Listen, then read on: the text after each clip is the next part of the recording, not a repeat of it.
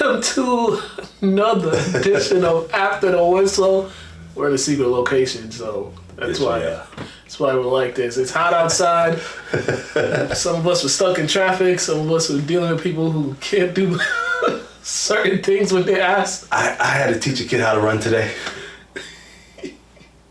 I never knew that was even possible. I thought people just developed running just on their own. Especially if you're a kid, that's all you're supposed to be doing is running. Not these COVID kids. Oh my these God. COVID kids know how to sit down and twiddle their thumbs. Oh man. Yeah, this generation, it's a lost cause. This is, oh man. Oh, they have WWE Legends documentary going on. Okay. So the first season 2, watch the Undertaker one. Oh, on Sunday. the greatest. Yeah, that one was good, and then it just highlighted how WCW fumbled the bag because they had him.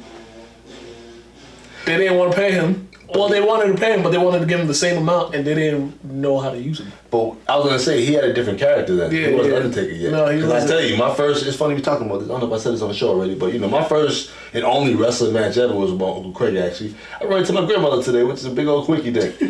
Shout out Grandma Cheryl. But he took me to a match, and there was Undertaker's first match, one of his first matches versus Ultimate Warrior. The Warrior beat him. This is at the Garden. Warrior beat him, put him in the body bag. This is where he came with the body bag and the urn with Paul Bearer. Oh. Yeah. So I was probably 3, 4. I was young. Yeah. I remember that like it was yesterday. Yeah. He was talking about how WCW they didn't know how to use him just because he was the first big wrestler that was actually athletic. And that could actually move. And what's crazy about WCW, I compare WCW kind of like the ABA. They had all the stars, but they didn't have the formula. Yeah. And the WWF, now WWE, even Stone Cold Steve Austin. Yeah, they was had him too. So many people with WCW, and they just couldn't find themselves in their character that could stick. And then you go WWE, and they find something for you. Yeah, and he said when he went to WWE, the first meeting, said Vince didn't really want him. Yeah, that's usually how it goes. And he didn't want it, and then they said that the meeting was supposed to be 30 minutes, it went for 4 hours, and then boom, he got the job right after that, and then that's when they started developing the character, and then for his first, he came off the first pay-per-view, it was Survivor Series, his debut, and then it was just describing the audience, they've never seen something like that. No. Just like that. No. I don't even think they even really highlighted a character that his whole image was death. Yeah. You know what I'm saying? Yeah. So it was just a whole new era. Everybody was, proud Americans and military and all these other antics. Drinking milk. And Nacho Libre type mask and stuff. So now you have somebody that's out embracing the dark side, and he just gave a new element to wrestling, which is dope. Yeah, and he was a hooper. Yeah. He was. Yeah, he was. He was gonna go to play overseas. He was gonna go play overseas until some guy at the gym kept telling him to go to the wrestling training, the wrestling workout. He didn't do what Kevin Nash did? Because Kevin Nash played overseas for some time. Kevin Nash. You know what I mean? Kevin Nash is nice too. Yeah, no, he said he was working out, getting ready to go play overseas, and then he was there was a dude at the gym just kept telling him to go to these wrestling workouts with him. That's dope. That's dope. You know what's crazy? And that's usually what happens with greatness. Vince McMahon didn't want you. You were actually going a whole nother route. Then you just, let me step on faith and see what this is about. Yeah. And end up being the greatest wrestler ever. Yeah. Well, this quarterback ain't gonna be the greatest Browns ever because he no longer on the team. Baker Mayfield, this happened last week. Got traded to the Carolina Panthers. They couldn't keep him. They couldn't keep him on the team. They couldn't even start training camp with him still on the team, so they had to get rid of him. So they just sent him off to the Panthers. But now it's interesting with the Panthers now because they got the number 1 overall pick from the 2018 draft, and they got the number 3 overall pick from the 2018 draft. And you're looking at the Browns now because you're looking at how Josh Allen's career is going, and you're just I think you missed out on 2 MVP candidates. Yo, remember, the Browns was going uphill. Then he took the spill. So, with that being said, man, hopefully they figure they figure, situation now with Watson and whoever's gonna be the backup is gonna have to be the starter this year. Yeah. But with the Panthers, I think it's funny because I told you the only place I felt Baker could really be the guy was in Cleveland. Just because of what they didn't have, and he had no real competition behind him. Yeah. So now Sam Darnold? Sam Darnold. Sam Darnold, and all I've been hearing about is Sam Darnold. People don't even have Baker in contention for the spot. Yeah, he's gonna compete for it, but I don't even feel he's in contention. But I feel like his career, I hope it doesn't end up like this, but he's looking like a new Johnny Manziel. Journeyman. Oh, he just might turn out to be like a journeyman. But I don't even think, because how you talk about his antics and things like that. He had that leash with the Browns. Yeah. I don't think he can be that guy with the Panthers now because he's no longer a high profile quarterback. And his job is not. You don't even know who's gonna be the starter because you got Sam Darnold, and then they drafted a rookie quarterback too. I believe too. They drafted him. Most elite quarterbacks, when they get traded or demand a trade or just get let go, when they go to a team, all you hear about is them. Yeah. You're not really hearing about him. Yeah, and he didn't do himself any favor because the Browns, as terrible as they've been, they did surround him with the pieces for them to win. They got one playoff win out of it, but they had all the talent in the world to actually do something. They did, and what didn't help was when Odell got traded and win that Super Bowl, just made it look even worse for him. Even though they might not have had turmoil, it did look like he was a hater though. Yeah. It looked like Baker just didn't want to throw the man the ball. At first, it looked like, obviously Odell, he needed a lot of attention, took a lot of attention off. Took attention off other players, so you were able to get them involved. But at some point, you got to feed that man. And especially he's a number one receiver. When you got a number one receiver with that talent, it don't matter what route you are. If he sees quarterbacks and receivers are supposed to be in sync.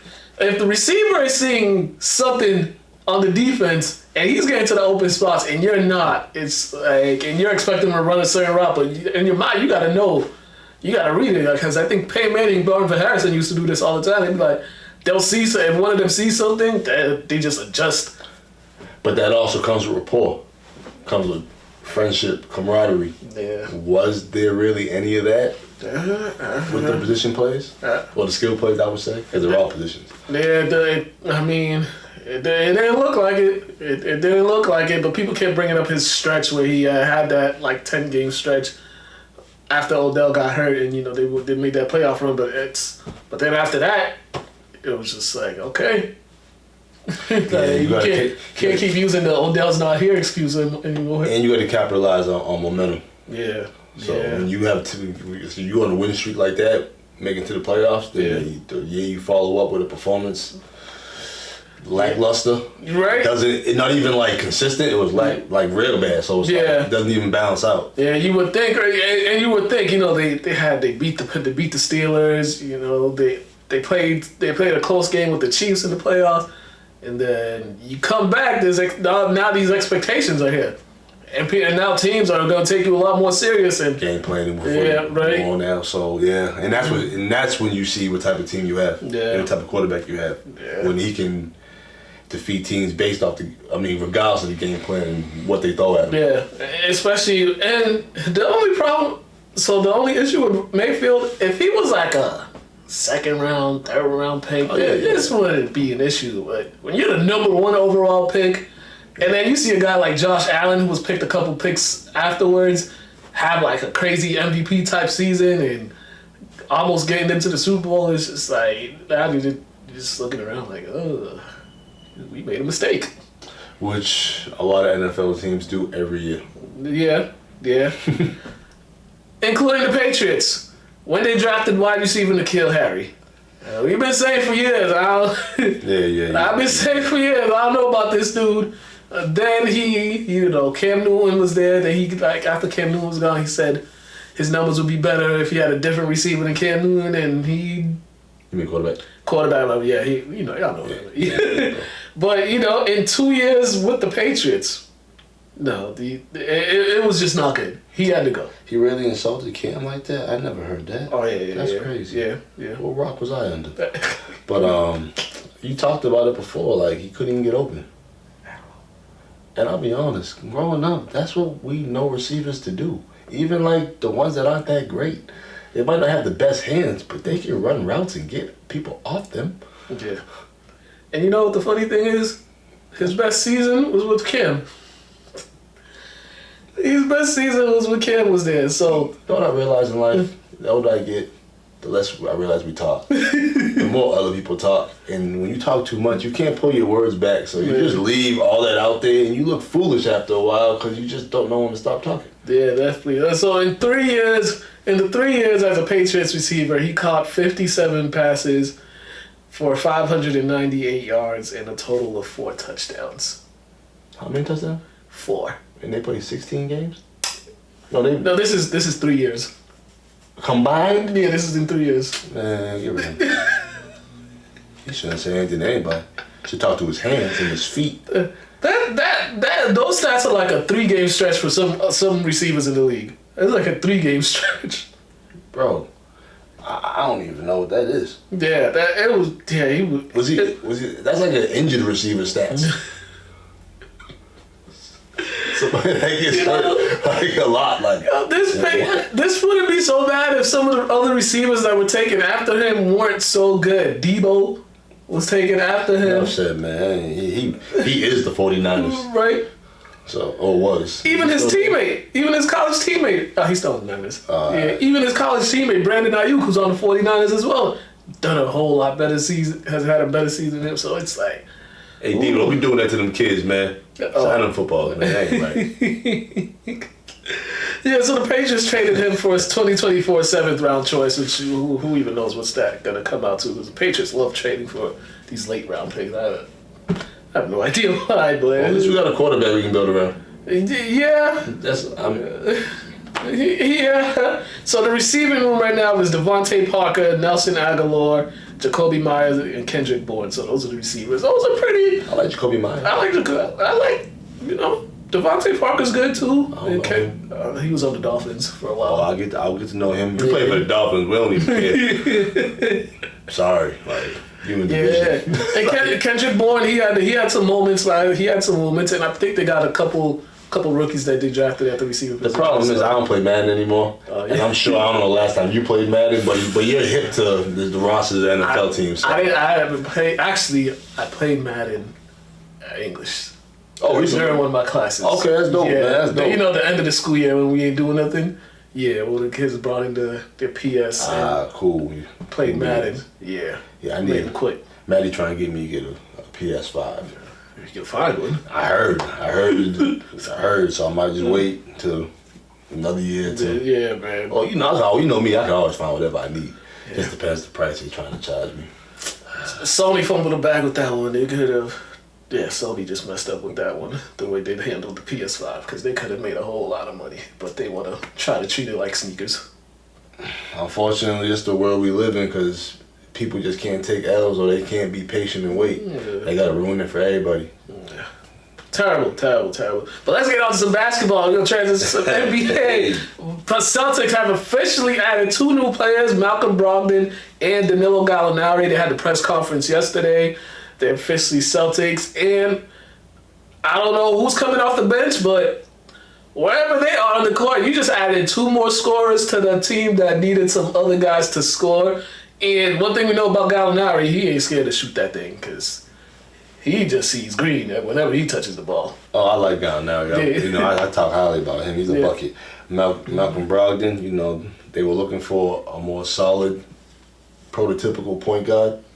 So him and Smart might have to compete for that. Yeah. You might see them on the court at the same time too. But then it's like you got Brown and Tatum, so it's kind of hard to do that consistently. But I'm just saying, like, I feel like when you're talking who's gonna start, come off the bench, I feel like those 2 might be in competition. Oh yeah. But I'll give Marcus Smart the nod just because of how he performed and how he's been performing the past couple years. He figured it out. Like I said, he would, just because it takes some players a longer time to figure it out compared to others. And he's been here he's the longest tenured Celtic, actually. He's been here going on 9 years now coming up this season. And he knows, he has adjusted to the system too, and he knows how these guys spot. So he's basically the captain. Yeah, pretty much. When he's speaking in press conferences, he speaks like he's the man in that locker room. Just because of, granted, some people feel he kind of outs some of his teammates, but sometimes they need to hear that.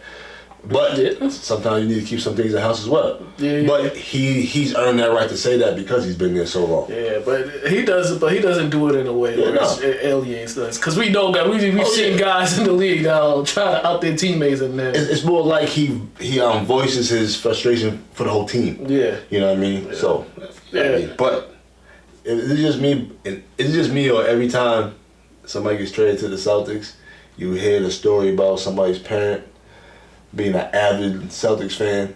And that just comes to... Nah, it was Gallinari actually. His dad. Oh, yeah. I think he talked about it. It just comes to show you that no matter what teams you root for, you really will always bleed green. Yeah. And he's from Italy, too, because... Bro, it don't even matter. At some point, everybody's watching the Lakers or the Celtics. Yeah. Oh, yeah, so his dad definitely... like... Yeah, his dad grew up...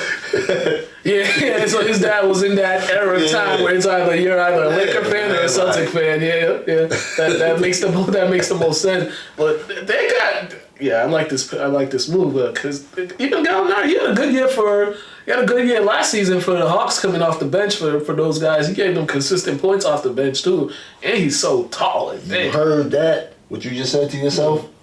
Or to me? Or to the camera?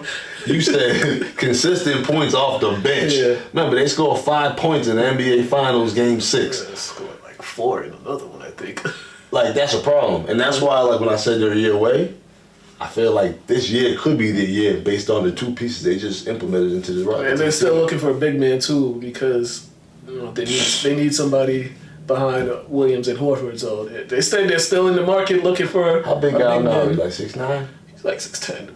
He's a big guy, so man, throw him in the floor real quick, man. Stretch the floor, be alright. I think he just wants another one because Al's older. Rob injuries, that's the problem. This is why we should have kept Taco. Taco moving a little bit. You see him summer league. Yeah. They got Aaron Baines too. He's supposed to. Oh, he's gonna be. I seen him working out. Working out. Is he still? Who's he with? Nobody right now. All right, because I think he had a serious injury. He did. Yeah. It was like he could have lost his leg or something like that. Yeah. But he loves the Celtics. Man, you always need somebody that could foul. You just need that guy that could just go out there and foul people. Yeah. Get a crazy Australian out. Other NBA news. All right, so the Jazz have been trying to. They said they were going to look into trading Donovan Mitchell. They were listening to offers. I think Miami offered Tyler Hero. He got to go to be a star. I know. Shooter Duncan Robinson and Kyle Lowry for him, and they turned it down. Of course, I would have too. The Jazz turned it down. I mean, once you throw Kyle Lowry, man, but now he's older and he's a small guy, so it's like, we need a. Mitchell like 6'4", 6'3", 6'4". Kyle Lowry like 5'10". Yeah, he kind of short. But it's interesting because the first thing they want to trade, now they want to trade it with that. We talked about this last week. We don't know if, we were kind of certain he can't be like the lead guy for a championship team, but as a second, third option on the championship team, put that man on the Heat, man. Second or third option. But if I'm the Heat, I'm not trying to give up Tyler Hero, man. Yeah. I'm sorry, but because that's a star in the making. I feel, but I feel like him to be that star, he has to leave. So but that's a tough one. I think Tyler Hero, that'll be a whole. He love Miami. No, I mean coach shot. Shot for him. Because you go from Miami wearing shades and shorts on the sidelines to Utah. Who knows what your off days will be like. And it's funny how they talked about the Jazz listening to talk. Have you seen D-Wade, a little meme online? Nah. The little kid asked him, you gonna bring Mitchell to Miami? He was like, yeah. And he was signing some stuff. I don't know if he said that by accident or he just said it just to shut him up, but hey. It just looks like the wheels are falling off in Utah and Question. Have to start over. Question, let's be real. When were the wheels ever on the clown circus? Well, they were never on, but they were stable. They were wobbly. They were stable. They were on a bump away from falling off. They were always. The thing with the Jazz, they were always competitive. They always had competitive teams. That just. They were just good. But when we talk about the upper echelon and talk about winning championship, clown show. Because you can't be that good in the regular season and in the playoffs. What was that? In the bed. In the bed. What was it, like 60 games they won that one year and then first round exit? They could have won 83. Don't even matter. 3-1 lead in the bubble. All that. Jeez. In the way the whole United States talks about Utah, I can't imagine you say overseas about them. Like, there's no hope. Like, there's never been any hope. I'm just thinking now, all these last 5 years, they're playoff. Yeah, it's just that one year they beat OKC and then like, and over here Golden State, or was it Utah? Golden State did that too? Oh no, my bad, that was Dallas.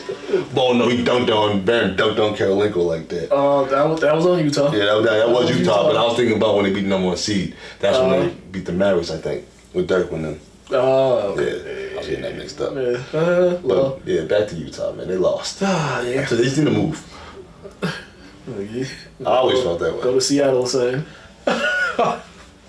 All right, and the last NBA news that we got, Pat Connaughton signed himself a nice little 3-year extension with the Bucks. He really found himself a niche in the NBA because at first it was looking like he was going to be like one of those guys that just bounces from team to team to team, and then had a good stint with Portland. Then he's been with Milwaukee for like the last 7 years. Pat could always shoot. Just had to figure it out.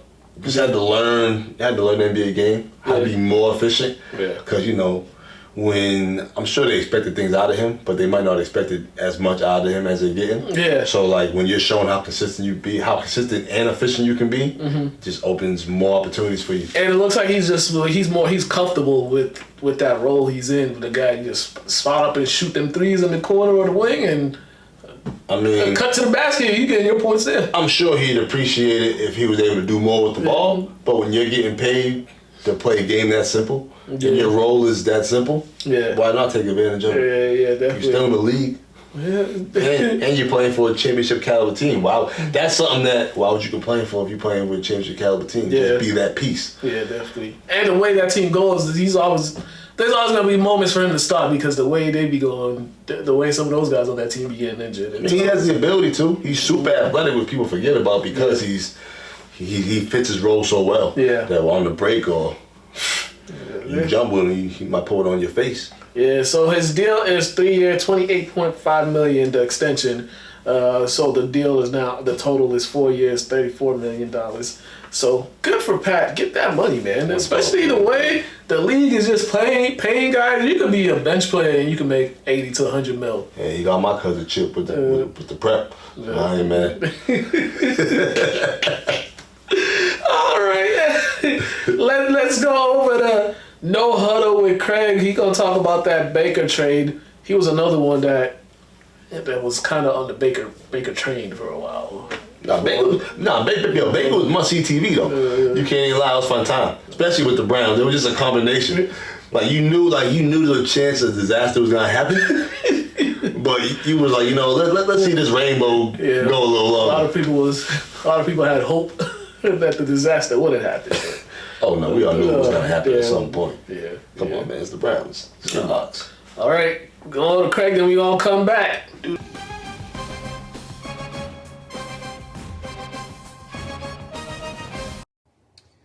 What up, everybody, and welcome to No Huddle here on After the Whistle. It's your boy Craig. I'm back.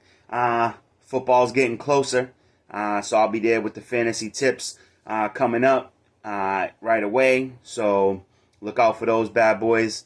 Them gems are gonna come in handy as the season goes on. But let's talk about this Baker Mayfield trade. There's a lot of controversy, a lot of talk going on when the Cleveland Browns acquired Deshaun Watson. What did that mean for Baker Mayfield?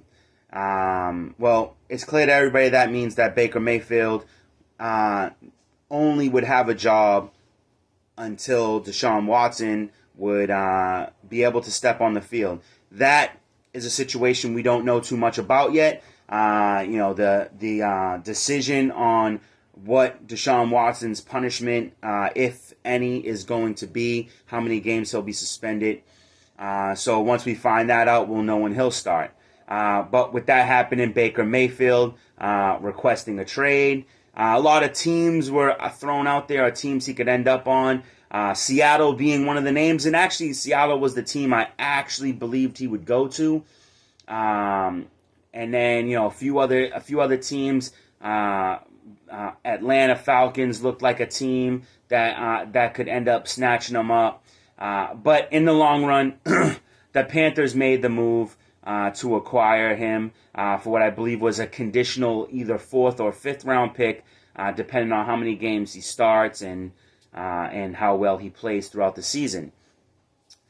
My personal belief is that this was probably a good decision on both sides. The Browns no longer needed Baker Mayfield unless he was willing to play backup. And we know Baker Mayfield is not willing to play backup. He believes he is a starting caliber quarterback. I personally disagree. I think Baker Mayfield would be one of the best backups in the league, but I personally don't believe he's a top 32 quarterback, making him, absolutely a backup. With that being said, this creates competition in Carolina. First, you have Sam Darnold, someone who they had traded for previously. They thought would be their guy, possibly franchise quarterback. And then they have the rookie whom they drafted this year. The thing I like about this trade the most is when you have competition for a starting position, especially that of the quarterback position, I believe it elevates everybody's game. You're playing for your job. And if you can't prove that you're the starting quarterback, the other guy gets your job. And nobody wants to lose their job to someone that they believe that they're better than. So I believe not only will you get the best Baker Mayfield and the best Sam Darnold during the offseason, but whoever becomes the starter will elevate their game if they have the desire. You know what I'm saying? If they want to be the starter and they want to prove that they got what it takes to be in that position, they are going to give it their all. Because they don't want to lose their spot. If Sam Darnold wins the competition, he knows Baker Mayfield sitting behind him itching for that spot. And vice versa. If Baker Mayfield gets it, Sam Darnold is sitting behind him itching to take his spot in practice, giving it 110 every week. And one of them starts slipping, the other one gets to step up and take that spot. So I like what that means. It means that you're going to play with that hunger to keep your spot, or you're going to fizzle out and the other guy is going to prove that he's the one. So I love the idea of the competition, and I hope that one of them comes out victorious. My personal opinion is I believe Sam Darnold will end up showing that he's the better guy. I personally like Sam Darnold better than Baker Mayfield. Baker Mayfield's a little bit too showy for me, a little bit too cocky. Sam Darnold comes in and does work. So let's see what the weapons they've acquired, and if Christian McCaffrey can remain healthy, what that means for either one of these quarterbacks. I'm excited to see how it plays out and who ends up taking that top spot. So that's all I have for you this week. Until next time, back to After the Whistle. See you later.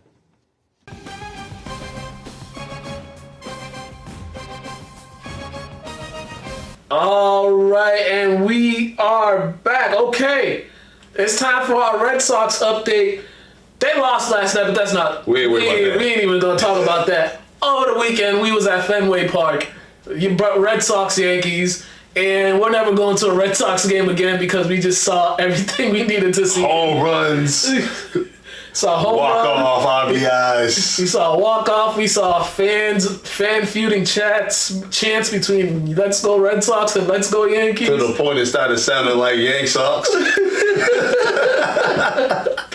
we seen a power couple with like 12 kids. Oh my gosh. And they had some cool little Sweet Caroline Red Sox shirts. I took a picture of it. Yeah. What else we expect? The 7th inning stretch. We sang Sweet Caroline. Yeah, we did. Take me out to the ball game. Yep. And you know what's funny? My mom said to me, she watched the show, avid fan, courtesy. Appreciate the love. She was saying now we was talking about trying to go on Sunday. Right. And coincidentally, we lucked up and got some tickets. Yeah, shout out to my cousin who last minute called me and told me somebody was offering up some tickets. And the Yankees and Red Sox too. Right? That's just fate right there. Yeah, it is. But yeah, and we even got a high five from a drunk dad. Yeah, we did. The guy who had the cool shirt. Was dying to talk to us for the majority of the last 4 innings. And then we had Brendan Fraser. Him and his kids stole our seats. I felt so bad removing the kids, but that man knew what he was doing. But he had to be having better seats than us. Yeah, it was quite the experience at. Then we ended up having a whole row to ourselves. Yeah, with a Yankee fan, with 2 of them. A couple. Nah, she was just there. She wasn't rooting. No, the one that was next to you. Oh my God. The one they both had the Yankee. Oh yeah, you're right. That man was talking about biceps and glutes. That man was too much. I love his energy. He was hilarious, but he was crossing the line sometimes, man. Yeah. and we saw a drunk white lady fall in the middle of the street. Oh, we did. We did. So we got the full Red Sox experience, but there was no fights. Well, that we know of it. Nah, there was nothing. No fights. And I'll be honest, man, people need more etiquette. I said excuse me a lot. And people just potted out my way. I'm watching people bump each other. I'm like, yo, just say excuse me. You don't understand there's magic in that word. Yeah. Like glitter comes off your tongue when you say excuse me to people in public. But overall, it was one of the better games of the series. Actually, they won the next night too. Yeah, but they did expect it. Yeah, that game. Best game. That was the best game because it was looking bleak, and then Verdugo did what he did. Verdugo. Yeah, he did. Dugo hit that, brought that in. So that was our weekend at Fenway Park. I would put the video up, but just go to my Instagram page. You'll see everything that you need to see on that. Was it UFC? Probably, man. I think this is probably fight. No, UFC boxing. Shout out to Rashidi. Oh yeah, she won. Yeah, she won. Knockout. Oh, what round? I don't even know. Well, you knocking them out, girl. Yeah. That's all we worried about. Yeah, and they did something for her at City Hall a couple weeks ago. They did something for her. That's up on the LCTV website. I'm glad she's staying active too. What's up with her brother fought too. All right. I think he won. I haven't heard anything. We gotta find out. Yeah. Where's Pedro at? The voice in the sky here, but I believe he had a fight over the weekend and won. All right, well, if he did, congratulations. Yeah. Sorry, we can't confirm that right now, but I'm pretty sure he did. We will next week. Yeah. Next episode. All right, let's go to Athlete's Corner, and we got Ben Tart, former Lynn Tech pitcher. He just graduated, so I had to get him on. I definitely promised him I'd get him on, and I've never made it to any of the games, but I told him he'd come on. Were they good? Huh? Yeah, they won like 12 games. They won 12 games. How many games they have for a season? 20? I have no idea how many games I they feel did like this season, but 20. But they were. He told me they were a whole lot. They won like 2 games last year. Oh, that's fine. Yeah, and Eddie, he's the head coach. And I forgot Eddie's the head coach. Man, congrats, man. You steering them in the right direction. Yeah. We talked about that. How it was. Yeah, he was just telling me it was. I didn't even know Eddie played baseball. Oh. The things that people play that you just forget about or you just don't know. And from what he was telling me, he's really good at baseball. And he understands the game and understands strategies and stuff. That's dope because I don't know many brothers from this city that do. Yeah. And the ones that do, they end up going play somewhere the Hills, right? Oh yeah, Kenny. But he old man though. Yeah, he played my mom and them generation. Yeah, but he His son played at Texas A&M and then played at TCU. Then the only other person I remember is the kid from English, but who's on the Rockies now. I think his name was Ben. Yeah, but he just made it this past year, right? Yeah, he made the roster and stuff. There was a couple other guys that came out here. They ended up going to school though, like college and stuff like that. Yeah. So we got talent in this city. All right, check this out. We're gonna come back.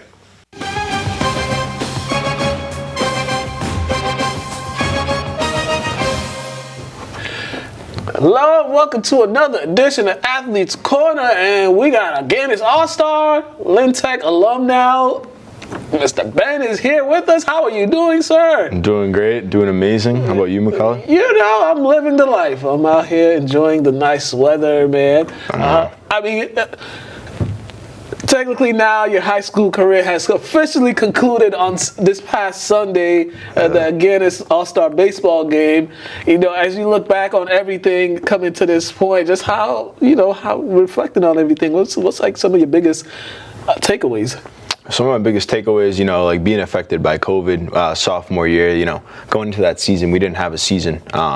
So, my motive going into my junior year and senior year was you never know when you're going to lose your next opportunity. Yeah. Never take that for granted. That was the same thing with school also.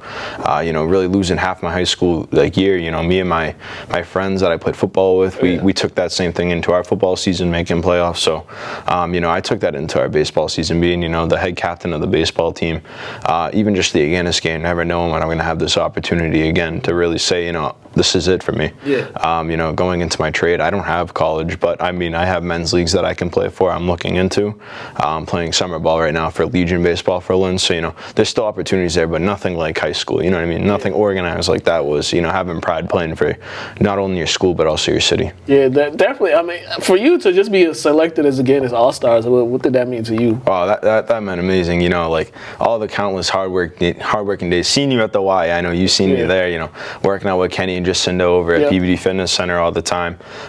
Just really using my resources because, that's something like a lot of kids in the city do also. And I have a lot of friends that are athletes, obviously, not just at Tech, but at St. Mary's, Lynn Classical, and English. Yeah. So, I really try to train with them and I try to train with other people to kind of widen my experience, get the best I can be at my full potential. Because, going to Tech, you don't have the most respect going into any sport, whether it's football, baseball, soccer, lacrosse, etc.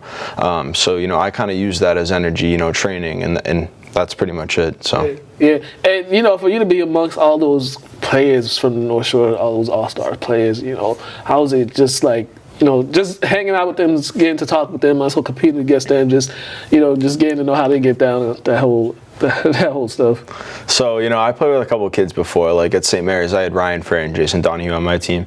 Those are two kids I grew up in Wyoming with playing baseball. So, I already knew how kind of they are. But, there was kids from PBD like Justin Powers and Mike Cross who I've played against my whole life, not even knowing whether it's AAU, Little League, Babe Ruth, etc. So, just playing with them, it was awesome. That team, honestly, I knew we were going to win that game before. I told my parents and my friends, I'm like, we're winning this game.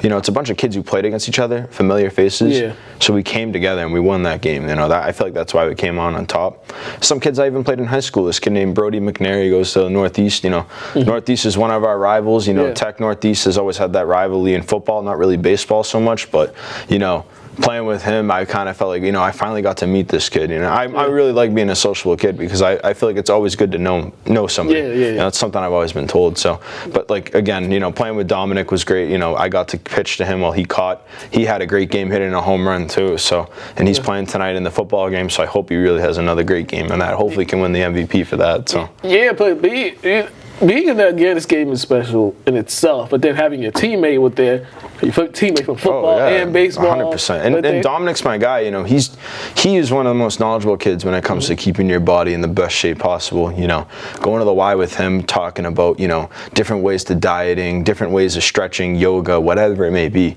He really knows his stuff, and he has such a bright future after college. He's going to Springfield right now. He's probably going to major in that kind of division of, working out, rehab, etc. So, that's my guy I go to with any questions about anything. You know what I mean? He is just so ahead of the game, and that's why he performs so well in these sports because he knows how to treat his body. Yeah, definitely. Let's get into this past baseball season that you guys had. It was quite the ride that your team was on. It was a lot of wins, a lot of tough games. Just talk about that season first with the new coach as well. Getting the new coach and just how everything went for y'all. Because despite not winning it all, the team had a very successful season. No, the team was great. Last year I think we only won one game. I'm gonna be honest with you. Like we were 1 in maybe 14, and coming into this season, we started workouts, captain's practices in December, and my motto to the team was, whatever. If we win 2 games, it's better than last season. That was kind of it, and that's not a lot of motivation, but that's enough to get these guys to work harder. You know what I mean? You want to win that second game because come win second game, wins your third game. You know what I mean? But, when our team found out Eddie was the coach, we had a meeting, and I think about 45 people showed up to that meeting, and we were kind of like, wow, they see Eddie Lewis is the coach, and they're like, wow, we should probably go try to play baseball. And I think right when Eddie got coach, he was JV the season before. So a lot of those kids who were playing varsity this season already were coached by him. So the plan was perfect. Having him at coach, this guy just knows everything about baseball. He's one of the best coaches, if not the best coach in the city when it comes to, being with his players, building a relationship, building a family really inside of a team. But, it was honestly kind of a magical season, having only 3 seniors. Yeah. You really don't see a team with 3 seniors winning like that, and coming from a 1 in 15 season to a 12 and 6, making the playoffs, playing down in Harwich. You know what I mean? So, it was really just a team effort all around. So it seems like you 3 seniors kind of helped set the foundation now because you guys won 12 games and you got a whole bunch of people coming back, only losing 3 players from a 12-win team. That's nowhere to go but up from this point. Yeah, exactly. And I think we really set that team up, for this year coming into this next season. They have about 6 seniors going into this next season, and those guys all played. You know what I mean? They've been playing varsity since they were really sophomores. So they have 3 years of varsity experience under their belt. Coach Eddie has a great player development program in the JV, so it'll really be interesting to see some of those guys coming up.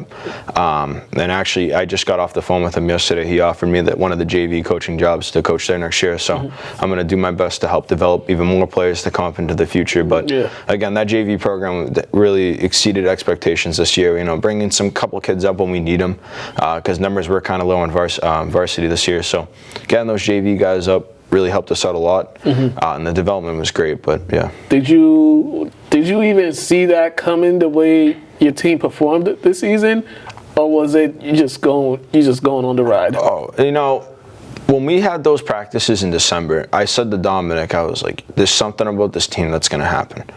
If we get the new coach, we didn't know it was going to be Eddie. I've heard many rumors it was going to be different guys from different places. Turns out those guys got different completely jobs. So it tells you everything you need to know. You don't listen to everything everybody tells you, you know what I mean? But when before that all happened, I said to Dominic, like, whoever's the coach, I feel it's better than what we already had. That was kind of the idea going into it. And it was, kind of have the captains run the team. So me and Dominic really took lead into that team in December. 2 nights a week we were hitting, pitching, whatever it may be. And I kind of started to notice the guys were getting to, kind of getting in sync with each other, starting to talk. And that's what you need on a baseball team. You need that on any team you're on. Yeah. You need the chemistry. And the chemistry really got to a point where we had a couple of those locker room guys, if you want to call them, who really, bring that great energy and that laughter that we need. And that's when I said to Dom, I heard the rumor from Eddie that he may have been getting the job. I said, if this guy gets a job, this team is making the playoffs this year. And that's what happened. We really all just came together as a team, and the locker room was really great throughout the whole season. And you've got the opportunity to be coached by some good guys, football and baseball. Yeah. What were some of the things that you took away from being coached by Coach Runner and being coached by Coach Lewis? So I actually like to say Coach Runner is probably one of the biggest role models to me by far. That guy really has taught me a lot more than, some of my own family members have taught me how to be a young man, kind of making me the young man that I am now, being a working man, how to kind of take responsibility for things. How do you get over it was his biggest saying, coming into football. How do you get over it? If something's not going right, how do you get over it? And only the strong survive is his other motto too, and I kind of used that going into the baseball season when we got closer to playoffs. I would say to the guys, the umpire gives you a bad call. How do you get over it? You go back out there, do your thing. It's high school baseball. Guys make errors, so that was something I kind of used into the baseball season. The thing with Coach Eddie was you're only as strong as your weakest link. So we had a couple of guys on the team that were not the best players, obviously, but we treat everybody the same. I never singled out any kids, as a captain. I treated everybody with the same respect respect as they gave me. And I know my team respected me a lot because they trusted me in my opinions of what I would say about what we needed to be better at. So I would treat everybody respect, and I think that's why we played so well, because in years past that's always been an issue, is guys, don't know how to communicate with each other. And that's something Coach Eddie really urged to our team, was how you communicate to each other. That has to be key, and that's really what helped us out a lot too. All right, definitely. What's next for you, man? What's that? So next, I'm going to be doing my trade plumbing. We're currently working at Robert Irvine and Sons. It's in Lynn, actually. It's a mechanical contracting. Okay. So it's a very, very good company. They all treat me well over there. A lot of those guys think they're better than me at baseball, so I always got to shut them up asking how the Aganis game was. And they're old school. There's a couple like 20-year-olds in there who went to Northeast, and I'm like, oh, how was your season this year? He just shuts up. So, but no. The guys over there were really they always ask me how I'm doing in sports. I'm playing Legion right now, so, they always ask me, yo, you got a game tonight? Oh, you're pitching, all this stuff. And, they see it in the papers. They saw my name on it a lot, so that was good. But I'm actually next year, just got the call from Eddie, as I said. I'm going to be helping out coaching next year, JV.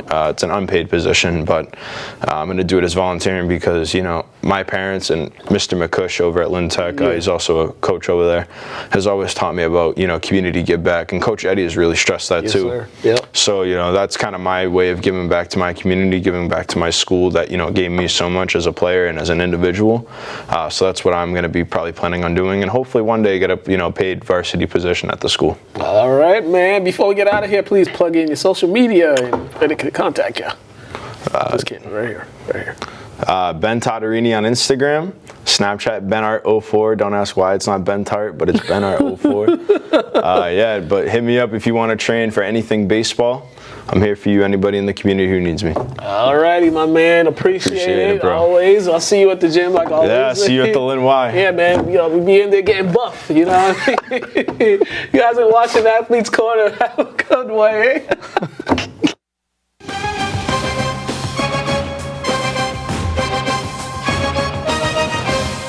All right, and we are back.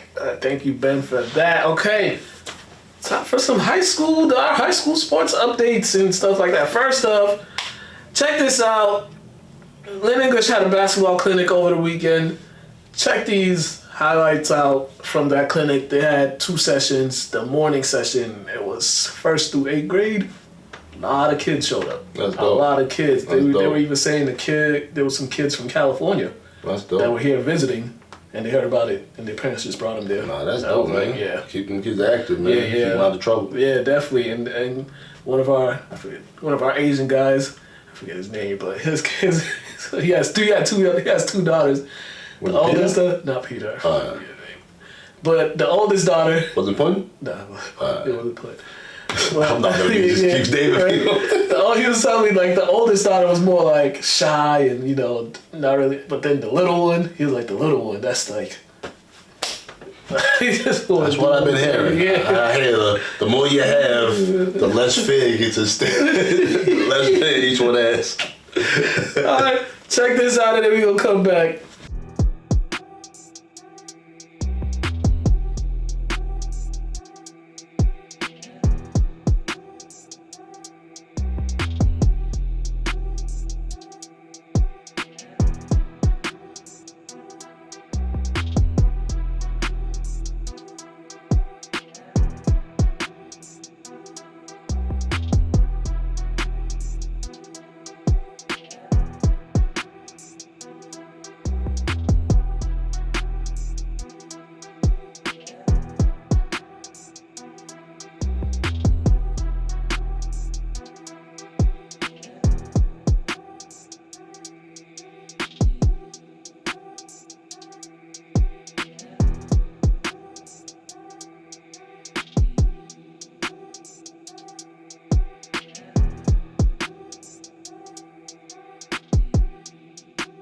All right, and we are back. All right, next up.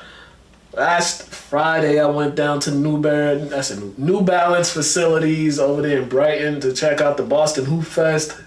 Check out some games there, some talent, some blowouts. The blowouts outweighed the talent. I'm sorry for laughing. That was just funny. Man. Just check these highlights out. That was something else.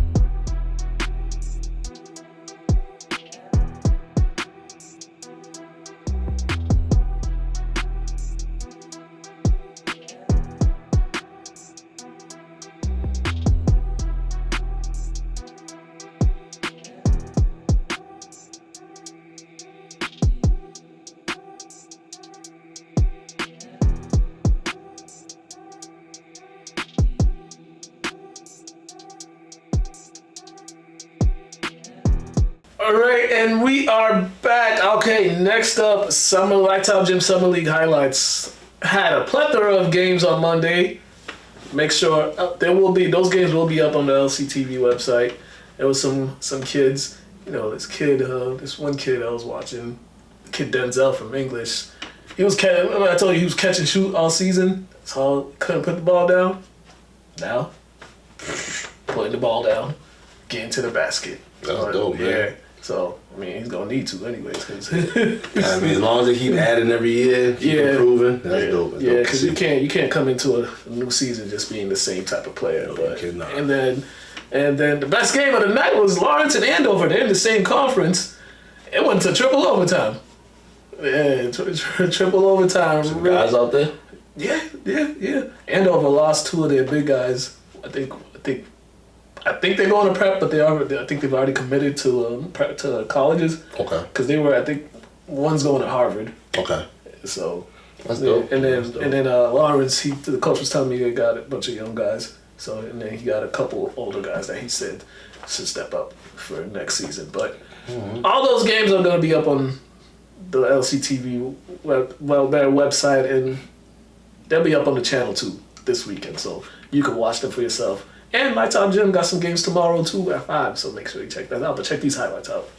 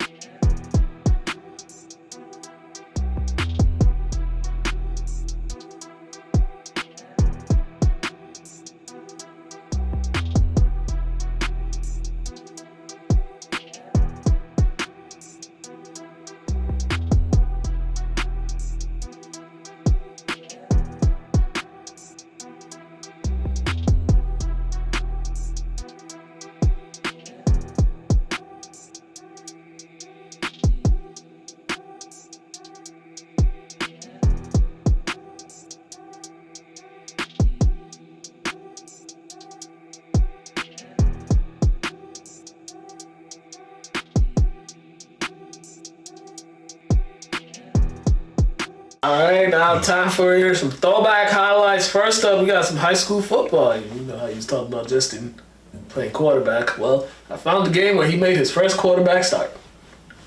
Dope. It was against Salem. How'd he do? They won 25-0. English. So check these out, and you're gonna come back.